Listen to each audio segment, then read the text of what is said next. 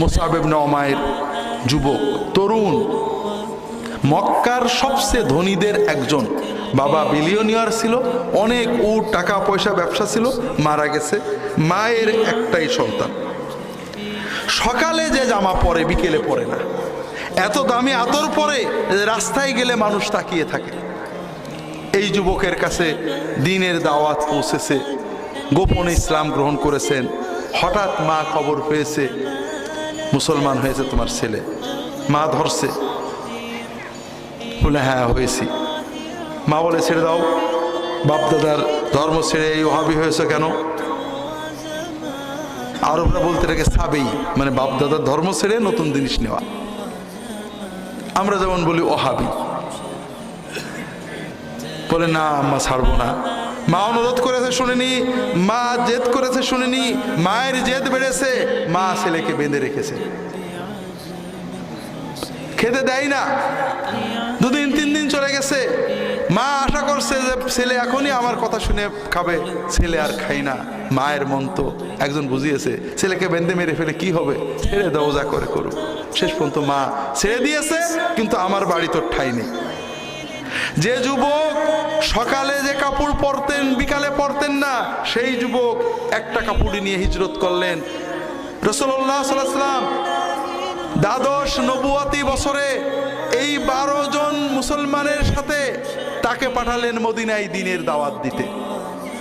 কি সুন্দর দাওয়াত দিয়েছেন। পরের 1 বছর না যাইতে মদিনার অধিকাংশ মানুষ মুসলমান হয়েছে এবং 75 জন লোক মুসলমান হয়ে নবীজিকে মদিনায় নেওয়ার জন্য নবুয়াতের 13তম বছরে জিলহজ মাসে হজের সময় মক্কায় চলে এসেছে। সুবহানাল্লাহ, কেমন দাওয়াত দিতেন। ওই মদিনার লোকেরাও বিরোধিতা করত। মাতবররা শুনেছে গরিব যুবক এরা মুসলমান হয়ে যাচ্ছে। আওস এবং খাজরাজের যারা নেতা তারা খেপছে, ওই মক্কার থেকে একটা বদমাইশ আসছে, তাই না, আমাদের যুবকদেরকে নষ্ট করছে, এই সরল লোকদেরকে নষ্ট করছে। আচ্ছা যাচ্ছি, তরবারি নিয়ে গেছে। উনি তখন একটা খেজুরের বাগানে বসে আছেন। বলছে তোমার কি জানের মায়া আছে না নেই? জানের মায়া থাকে কেটে পড়ো, আমাদের যুব সমাজকে, সাধারণ মানুষদেরকে নষ্ট করো না।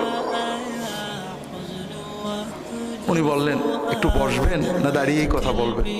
বসেন, আমি একটু কথা বলে শোনেন। যদি ভালো না লাগে আপনি আমাকে তাড়িয়ে দিন, যদি ভালো লাগে মেনেন। নরম করে সুন্দর করে মহব্বতের সাথে দিল দিয়ে বলেছেন। ওই অ্যারোগ্যান্ট মাতবর নরম হয়ে গেছে। তা তো কথা ঠিক, আপনি তো জোর করে আমার কিছু দেবেন না, একটু শুনেই দেখি। বসেছেন, ইসলামের কথা বুঝিয়েছেন, মহব্বত দিয়ে, হৃদয় দিয়ে, আদর দিয়ে সুন্দর করে বুঝিয়েছেন। ওই লোকটা ওই এক সিটিংয়েই সঙ্গে সঙ্গে মুসলমান হয়ে গেছে। এইভাবে বিনয়ের সাথে, ভালোবাসার সাথে, আদরের সাথে, তাকওয়ার সাথে হৃদয়ের সবটুকু অনুভূতি উজাড় করে দিয়ে মদিনার দাঁড়ে দাঁড়ে নারীর কাছে, পুরুষের কাছে, শিশুর কাছে, কিশোরের কাছে, মাতবরের কাছে, কমন পিপুলের কাছে মুসআব ইবনে উমাইর গিয়েছেন, তার সাথীরা গিয়েছেন। আস্তে আস্তে মদিনার অর্ধেকের বেশি মানুষ মুসলমান হয়ে গেল।